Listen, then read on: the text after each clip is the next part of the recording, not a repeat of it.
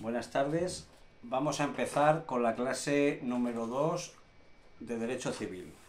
Tal y como venimos haciendo, vamos a seguir el manual universitario, que ya os dije, si alguno tiene interés en saber cuál es, pues que me lo pregunte por privado y se ponga en contacto conmigo y yo se lo daré, ¿vale?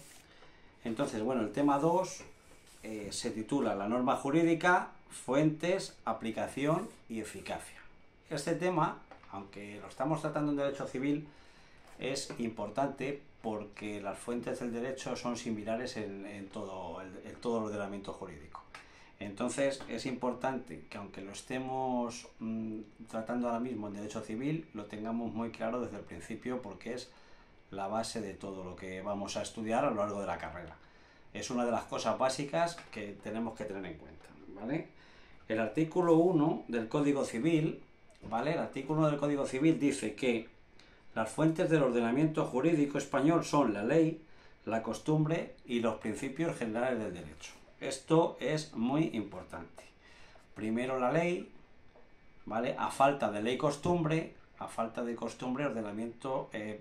principios generales del derecho. Siempre en este orden. Si hay algo que está legislado, directamente se elimina la costumbre. Si hay algo en lo que hay costumbre, directamente se eliminan los principios generales del derecho. No son excluyentes unas de otras, ¿vale? Sino que pueden ser subsidiarias unas de otras, o sea, pueden ser unas complementarias de las otras. Puede haber algo, o sea, por ejemplo, en cualquier tipo de contrato que está perfectamente legislado, que tenemos una ley, que tenemos un código escrito, una norma, ¿vale? Cuando nosotros vayamos a pleitear contra otro individuo, ¿vale? Podemos alegar, por ejemplo, en muchos contratos se alega la buena fe. La buena fe es un principio general del derecho y no es excluyente su utilización de la ley. Lo único que complementa, ¿vale?, el uso de la ley. Yo puedo utilizar la ley de buena fe o puedo utilizar la ley de mala fe. ¿Quién utiliza la ley de mala fe? Pues por ejemplo los ocupas utilizan la ley de mala fe. Los ocupas es un ejemplo muy recurrente que sale mucho porque vale un poco para todo, ¿vale? Entonces lo que hacen es utilizar la ley de mala fe. Esa es la cuestión. O buscar un recoveco de la ley para pagar menos impuestos, cosas así, ¿vale?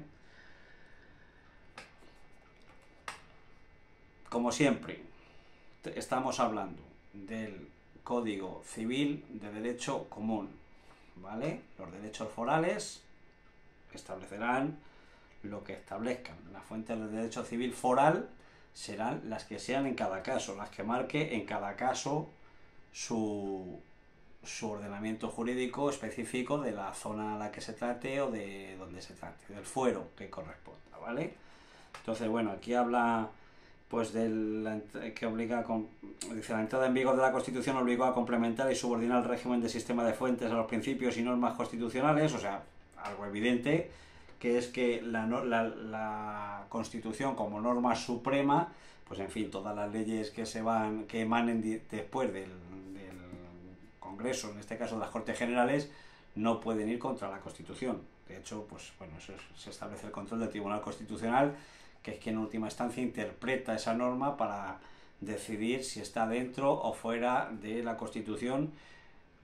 No voy a decir con mayor o menor acierto, ¿vale?, porque no me corresponde, pero sí que diré que con mayor o menor polémica, porque hay leyes que objetivamente personalmente dudo mucho de su constitucionalidad, y que en cambio el Tribunal Constitucional le da una interpretación bastante, vamos a llamarla sui generis, o bastante peculiar para encajarla dentro de la Constitución española, ¿vale? Entonces, dice, el artículo 93 de la Constitución permite la celebración de tratados, por lo que volvemos a las mismas. Los tratados internacionales estarían dentro del sistema de fuentes porque formarían parte de una ley, se extrapolarían en la mayoría de los casos a una ley nacional y nunca pueden ir contra la Constitución, hasta el punto de que en algún caso para que este tratado se pudiera llevarse a cabo ha habido que realizar alguna pequeña modificación, ¿vale?, de la Constitución. No mucho más. Las fuentes generales del derecho, la ley, la costumbre y los principios generales del derecho. Punto. Eso claro y clarísimo, porque eso lo vamos a estudiar, lo vamos a utilizar desde esta segunda clase ¿vale? Hasta que vayamos a un recurso de amparo cuando seamos ya letrados en el Tribunal Constitucional, incluso más arriba, incluso cuando tengamos que ir al Tribunal Europeo de Justicia o al Tribunal de Derechos Humanos de Estrasburgo, donde sea. Siempre vamos a utilizar estas fuentes, ¿vale? Dice aquí, la norma jurídica. La norma jurídica, mandato jurídico de carácter general con eficacia social organizadora al vincular a todos los miembros de una determinada comunidad jurídica. Una norma jurídica es una ley, erga omnes, ¿vale? Es una ley que es obligatoria, de obligado cumplimiento para todos los miembros a los que afecte la ley. Y cuando digo para todos los miembros, esto es importante en España tenerlo en cuenta, ¿vale? Porque yo puedo tener una ley autonómica, ¿vale? Puedo tener una ley autonómica del Principado de Asturias, por poner un ejemplo, y a Cantabria, que está justo al lado, al ciudadano de Cantabria, no le afecta esa ley, ¿vale? O sea, sería una ley autonómica que vincula a todos los miembros de esa comunidad autónoma. Una ley nacional vincularía a todos los miembros del Estado. Con esto hay bastantes problemas, hay bastantes dudas, por una razón muy sencilla. ¿Qué prima? ¿La ley nacional o la ley autonómica? Va a depender de los casos. Como norma general, el Estado legisla sobre una determinada materia, ¿vale? Y luego la comunidad autónoma, aquellas comunidades autónomas que tienen en su estatuto de autonomía las competencias sobre el tema del que trata esa ley, ¿vale? Pues legislarán cada uno lo suyo y la ley nacional pasará a ser una ley subsidiaria, una ley que completa a la autonómica, ¿vale? No sé, es muy sencillo de entender, o sea, en condiciones normales, la ley autonómica, ¿vale? Se aplica en la autonomía que corresponda de referencia y la ley nacional es una ley subsidiaria, se aplica en las lagunas de la ley anterior, de la ley autonómica. Si la autonomía no tiene competencias sobre esa determinada materia o no ha legislado, se aplicaría la ley estatal. Normalmente las leyes estatales son leyes de base, leyes de mínimos, y luego lo que hacen las comunidades autónomas en muchos casos es completar esa ley de mínimos que hace el Estado y ya cada uno la adecúa a su territorio, ¿vale? Pues a sus elementos un poquito más singulares, o no es lo mismo legislar en Castilla y León que legislar en Valencia o que legislar en Cataluña o que legislar en Galicia. Cada comunidad autónoma tiene unas singularidades distintas que, bueno, pues que para eso los gobiernos autonómicos se encargan de recogerlas. Los elementos son el supuesto de hecho y la consecuencia jurídica. O sea, el supuesto de hecho, siempre que hablamos de supuesto de hecho, siempre que hablamos de supuesto de hecho en derecho, estamos hablando de lo que ha pasado o de lo que puede pasar o de que, o sea, supuesto de hecho, los hechos, las hazañas, lo que pasa, lo que se hace. Supuesto de derecho, las leyes que se aplican a los hechos que han acontecido. Supuesto, repito, supuesto de hecho, los hechos, lo que sucede, ¿vale? Supuesto de derecho, las leyes aplicables. Y luego dice caracteres: imperatividad, coercibilidad, abstracción y generalidad. O sea, estos son cosas comunes, no hay que sabérselas al dedillo, hay que tenerlas en cuenta y ya está. Lo que hablábamos antes, tipos de normas, dice aquí el manual: derecho común y derecho particular, ¿vale? Derecho general y derecho especial, imperativas o dispositivas. O sea, hay varios tipos de normas y según ese tipo de normas, pues habrá que serán aplicables unas u otras en función de ciertas cosas, de lo que hemos dicho antes, de si es de una comunidad autónoma u otra, de si dependes de un sector o dependes de otro, de si estás conduciendo un coche o una motocicleta. O sea, dependiendo de cada cosa, ¿vale? Esto es importante. Siguiendo con esto de las normas, importante. Hay una pregunta aquí que dice: la Constitución como norma. Desde el punto de vista formal, la Constitución se define como la norma suprema del ordenamiento jurídico elaborada por el Poder Constituyente en el ejercicio de su soberanía. ¿Qué significa esto? Que la Constitución no es una Constitución que lo que haga sea marcar unos principios de funcionamiento del Estado únicamente, que no sea una constitución, no es una constitución ideológica que aconseja lo que hubiera que hacer, no, la constitución es una ley como tal y es aplicable, ¿vale?, directamente por los tribunales. Es aplicable la constitución directamente por los tribunales. Incluso algunos derechos de la constitución, que lo veremos más adelante, ¿vale?, se pueden invocar y son protegidos por el Tribunal Constitucional en el recurso de amparo. A ti te vulneran el derecho al juez, por ejemplo, el derecho al juez justo, es un derecho que te vulneran en un juicio porque te están haciendo cualquier historia, una triquiñuela judicial, y tú eso lo puedes recurrir en amparo y el Tribunal Constitucional, pues en base a los hechos que tú le presentes, te dará la razón. ¿Vale? Entonces, pues bueno, la Constitución lo que hace es dar una seguridad, es una Constitución rígida. Las constituciones rígidas se instauran después de la Segunda Guerra Mundial en muchos países, ¿vale?, con el fin de que cada gobierno que llegue no cambie la Constitución, sino que vaya legislando, pero con una base común, que sea muy difícil de modificar, pues para que no ocurran hechos pues como las que todos sabemos históricamente, ¿vale? Debajo de la Constitución estarían los tratados internacionales. Lo mismo que hemos dicho antes, los tratados internacionales se firman con otros países, se plasman en una ley, tienen que autorizar las Cortes Generales, tal, y una vez que se plasma, pues el tratado internacional no puede ir contra la Constitución, de tal forma que si un tratado internacional fuera contra la Constitución hay dos opciones: o bien se modifica la Constitución en el puntos en que el tratado no se pueda digamos ajustar, no se ajuste al texto constitucional, o hay que realizar una modificación de la Constitución, ¿vale? O bien no se firma el tratado, ¿vale? Dentro de la ley es importante de ver varias cosas, ¿vale? En España tenemos, bueno, así aparentemente nos ponen dos, ¿vale?, pero luego tenemos más tipos de leyes. Tenemos las leyes ordinarias. Leyes ordinarias que se aprueban por mayoría simple del Congreso, o leyes autonómicas que podríamos considerarlas también ordinarias, ¿vale?, que las aprueban los parlamentos autonómicos. Leyes ordinarias, leyes autonómicas, y luego tenemos una ley un poquito particular que es la ley orgánica, que es aquella que trata sobre los derechos fundamentales. La Constitución blinda una serie de cosas a su regulación por ley orgánica. La única diferencia entre la ley ordinaria y la ley orgánica es, primero, la materia sobre la que versa, lógicamente, y luego que para su aprobación una ley ordinaria necesita la mayoría absoluta de los diputados. No vale una mayoría simple. Tiene que ser mayoría absoluta. Esto es 176 como mínimo, con el recuento de diputados que tenemos ahora, que son 350. Entonces, ley ordinaria, ley orgánica y ley autonómica. Cuando llegue el momento de aplicarlas ya veremos cómo se aplican, cuál tiene preferencia, cuál no lo tiene, pero en principio ese es el tipo de leyes. Hay otras normas con fuerza de ley, ¿vale? Los decretos legislativos. Un decreto legislativo, pues es un...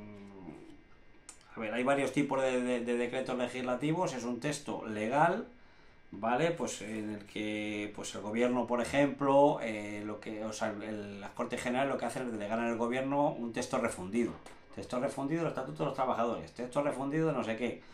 Eso es un decreto legislativo que tiene fuerza de ley y lo que hace es recoger en un único texto toda la legislación aplicable a un determinado asunto, ¿vale?, entre otras cosas, ¿vale? Luego hay otro tipo de tal, pero en fin, algunas leyes de bases, algunas cosas, pero en fin, decreto legislativo básicamente son textos refundidos, ¿vale? Decreto ley.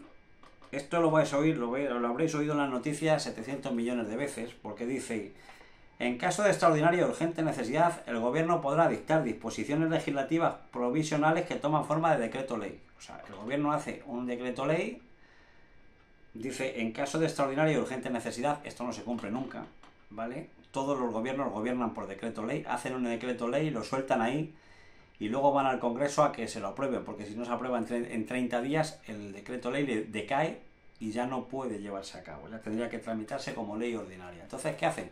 Hacen un decreto ley con algo que sea de interés general y que consideren de extrema necesidad y tal, digamos, con algo que va bien para los medios de comunicación, para la imagen y tal del gobierno de turno, y a partir de ahí en el decreto ley meten un batiburrillo de cosas que a ellos les interesa meter. ¿Para qué? Pues muy sencillo, porque de cara a la opinión pública, el no aprobar el decreto ley sería la oposición no quiere que hagamos no sé qué, y en caso de aprobarlo, pues el triunfo siempre es del que gobierna en cada caso. Vuelvo a repetir, aquí no hay colores políticos, desde el principio de los tiempos el decreto ley se abusa totalmente de él. Tiene fuerza de ley el decreto ley mientras que es aplicable, o sea, durante los 30 días que es aplicable, y luego siempre y cuando sea refrendado por el Congreso, pues continúa teniendo esa fuerza de ley hasta que haya una ley que lo derogue, ¿vale? A partir de ahí, las leyes, seguimos bajando el escalafón. Los reglamentos, pues los reglamentos como tal, los decretos y las órdenes. Bueno, hay algunos organismos que pueden hacer de reglamentos, los ministerios suelen hacer órdenes para la aplicación de ciertos reglamentos o para ciertas cosas. O sea, bueno, es un poquito tal. Y luego, el derecho comunitario, lo mismo. O sea, el derecho comunitario, las fuentes las mismas, ley, costumbre, fuerza, ley, costumbre y principios generales del derecho. El derecho originario, comunitario, hablamos ahora del derecho de europeo, son los tratados y todo lo que viene a ser relativo a la fundación, y los derechos derivados, los reglamentos, las directivas y las decisiones que se emiten, pues bien el Consejo de Europa, bien el Parlamento, bien quien corresponda en cada momento, ¿vale? Aquí cada cosa hay que tenerla por separado. Los reglamentos comunitarios son aplicables directamente, las directivas comunitarias hay que extraponerlas a una ley, en fin. Está claro que al final, bueno, estos son normas que bueno, para el estudio que tenemos ahora, de momento, no nos interesa profundizar más. Sencillamente que sepáis que toda la normativa europea, pues al final se plasma dentro de la normativa nacional de una forma o de otra, ¿vale? O bien a través de, o bien directamente se transpone el reglamento en una ley, en un decreto ley o tal, o bien se legisla en función de las directivas que haya de Europa, ¿vale? Ya entraremos más en eso. La costumbre. Entramos ya en la segunda parte. Ya hemos visto la ley, vamos a ver ahora la costumbre. Dice, norma creada por la colectividad ante la inexistencia de normas escritas y cuyo cumplimiento es obligatorio. Debe ser local o profesional, ¿vale? O sea, la costumbre no es una costumbre aleatoria de un sitio, de no sé qué, de no sé cuántos. La costumbre es una costumbre que es algo que en una colectividad concreta, se da por algo tan normal, tan habitual, que se hace de diario, que se convierte en ley. O sea, el hecho de que si yo tengo todos los primeros domingos de mes en un determinado sitio, existe la costumbre de que yo le regalo al vecino un melón, por ejemplo, pues eso al cabo del tiempo es una costumbre que se convierte pues como en obligado cumplimiento, ¿vale? ¿Por qué? Porque es algo local y es algo que siempre es repetitivo y se alarga en el tiempo, y al final esa costumbre se convierte en algo que puede tener una aplicación como si fuera una ley. Estamos hablando siempre que haya un defecto de ley, o sea, que no exista la ley, una laguna legal. Es difícil encontrar este tipo de casos en la actualidad, ¿vale? También puede ser una costumbre, además de en el ámbito local, en el ámbito profesional. En un determinado sector hay una costumbre de hacer no sé qué historias, y llega un momento en que pues normalmente estas cosas las hacen las patronales, dejan de dar la cesta de Navidad en no sé qué sector, que se lleva dando desde tiempos inmemoriales. Y entonces hay una demanda pidiendo la cesta de Navidad que no está recogida ni en el convenio, ni en estatuto, ni en ningún sitio. Bueno, si se lleva dando desde hace 50 años, por ejemplo, toda la Navidad de la cesta, esa costumbre se podría aplicar como una ley en un ámbito profesional, ¿vale?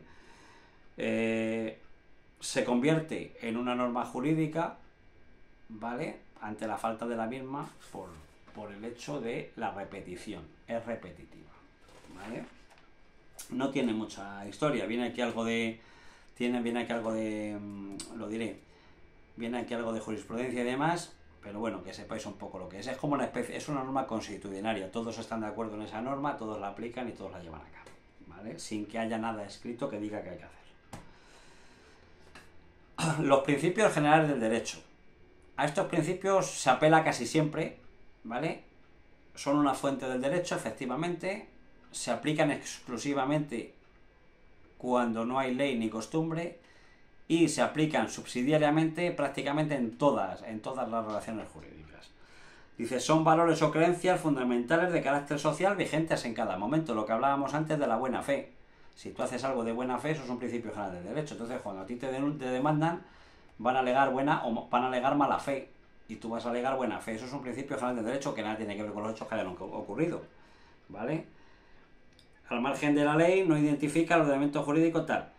En fin, de ahí, respecto a los tribunales, la ley no es incompatible con las funciones que atribuye el artículo 1.4 a los principios generales del derecho. Lo que estábamos diciendo, no es incompatible que exista una ley al hecho de que yo la aplique con buena o mala fe, ¿vale? Puede haber una ley y yo aplicarla de mala fe, y entonces a mí, si la persona interesada, al contrario, me demanda por la aplicación de mala fe de esa ley, yo tendré que responder por eso, porque hay mala fe. El abuso del derecho, por ejemplo, en el abuso del derecho hay una clara mala fe, ¿vale? Entonces, son principios informadores del derecho, se utilizan para interpretar la ley y sirven para integrar las lagunas de la ley, o sea, tienen unas funciones muy concretas, ¿vale? Repasamos lo que hemos visto. Fuentes del derecho, os recuerdo, estamos en civil, pero van a valer absolutamente para todo. Fuentes del derecho, la ley, la costumbre y los principios generales del derecho. Ley, todo lo que está escrito, desde la Constitución hasta una norma, hasta una orden de un ministerio, por ejemplo, incluso hasta un código deontológico. Hay códigos deontológicos que tienen fuerza de ley. Costumbre, ¿vale? Que es cuando no existe la ley, pero existe una tradición muy arraigada respecto de algo en un determinado sitio, en un determinado sector laboral, y esa costumbre, aunque no esté escrita en ningún sitio, se convierte en ley por la aplicación constitucionaria de todos los integrantes de la comunidad. Y luego los principios generales de derecho, que son principios informadores que apoyan normalmente a las otras dos fuentes para su interpretación y para la aplicación de las leyes. Y entonces, aquí hay una cosa ahora que es importante. La jurisprudencia. Claro, la jurisprudencia no la hemos tratado como una fuente del derecho. Entonces, ¿la jurisprudencia qué es? Porque claro, siempre hemos dicho, no, es que la jurisprudencia dice, es que la jurisprudencia deja de decir, es que la jurisprudencia... Pero en cambio no es una fuente de derecho. ¿Por qué no es una fuente de derecho la jurisprudencia? Por una razón muy sencilla. La jurisprudencia no crea ley. Lo repito, la jurisprudencia no crea ley. Entonces, como no crea ley, no es una fuente del derecho. La jurisprudencia es un instrumento, ¿vale?, de aplicación de la ley. Dice concepto, dice aquí el manual, concepto. En un sentido amplio, llamamos jurisprudencia a los criterios establecidos por los jueces y tribunales al interpretar y aplicar las normas, lo que incluye la denominada jurisprudencia menor o distancia procedente de las audiencias provinciales. ¿Vale? A ver, en sentido estricto la jurisprudencia es la que emana del Tribunal Supremo, pero bueno, si hay 2 o 3 sentencias en el mismo sentido, aunque sean audiencias provinciales o audiencias más pequeñas, pues normalmente los jueces tienden a fallar en el mismo sentido. No crea ley, ¿vale? Importante, y repito, no es fuente del derecho la jurisprudencia porque no crea ley. Ahora bien, sí unifica los criterios de aplicación de una determinada norma en un determinado sentido, ¿vale? Entonces, dice, la jurisprudencia no es una fuente del derecho, pero desempeña un papel esencial como complemento, y además tiene gran importancia fáctica, o sea, tiene gran importancia de hecho, tiene mucha importancia porque, claro, los jueces van a fallar en función de la jurisprudencia que haya. Si no hay ninguna, la van a crear, pero en ese caso ya se irá creando, pero habiendo jurisprudencia, los jueces van a fallar en ese sentido. O sea, tiene mucha importancia de hecho. Hay jurisprudencia, sí, pues esto es así porque lo dice el Tribunal Supremo. ¿vale? O esto es así porque hay 10 sentencias que fallan en ese sentido, ¿vale? Completa e integra el ordenamiento con la doctrina, ¿vale? Que reiteradamente se vaya estableciendo. O sea, lo que hace es completar todo lo anterior para esto se hace así. Da estabilidad, ¿vale? Da estabilidad porque nos puede pasar que en un caso similar, ¿vale? Vayamos a un juzgado y pongamos 2 demandas y yo y la mía caiga en el juzgado 3 y la del compañero en el juzgado 8 de la misma localidad y ambos juzgados fallen distinto respecto de un hecho similar, como puede ser una reclamación de vacaciones o un derecho de un trabajador, ¿vale? Puede fallar uno en un sentido, otro en otro, siempre que no haya jurisprudencia, entonces eso crea mucha inestabilidad. Imaginaros, pues eso, que la gente no sepa a qué atenerse. Todo iría al pleito y a ver qué decide el juez. Y el juez luego, en función del que te toque, decide una cosa o decide la otra. No puede ser, ¿vale? La infracción de la jurisprudencia posibilita el recurso de casación. O sea, si la jurisprudencia dice que este papel que yo tengo aquí es blanco con letras negras y hay una sentencia que dice que este papel es negro con letras blancas, yo voy a ir al Tribunal Supremo y voy a decir, oiga, hagan el favor de anular esta sentencia. En recurso de casación van a casar es anular la sentencia. Lógico y normal, ¿vale? En fin, hay una serie de requisitos para que se dé la jurisprudencia, no vienen al caso, ¿vale? Todo esto es un poco el tema 2, ¿vale? Luego nos habla de, pues eso, de la aplicación, de la integración, de la analogía, en fin, la eficacia. Todo esto lo vamos a ver en la próxima sesión, pero lo importante que hemos visto en este caso, en este segundo tema, fuentes del derecho, ¿vale? Hemos visto cuáles son las fuentes del derecho, hemos visto más o menos en qué consiste cada fuente del derecho y hemos hablado de la jurisprudencia, que como hemos visto pues no es fuente del derecho, sino que más que nada es una herramienta de aplicación del derecho. Estamos hablando siempre de derecho. De momento no hemos pasado pues eso, ni a la aplicación de las normas, ni a la analogía entre normas, ni al principio de equidad, ni a la igualdad, nada de eso. Solo sencillamente la base del derecho civil, la ley, la costumbre, las fuentes generales del derecho y, como apoyo a todas ellas, la jurisprudencia de los tribunales. Dicho esto, espero que mis charlas os sean de gran ayuda y continuaremos como siempre, pues más o menos una cada semana. Os espero y muchas gracias.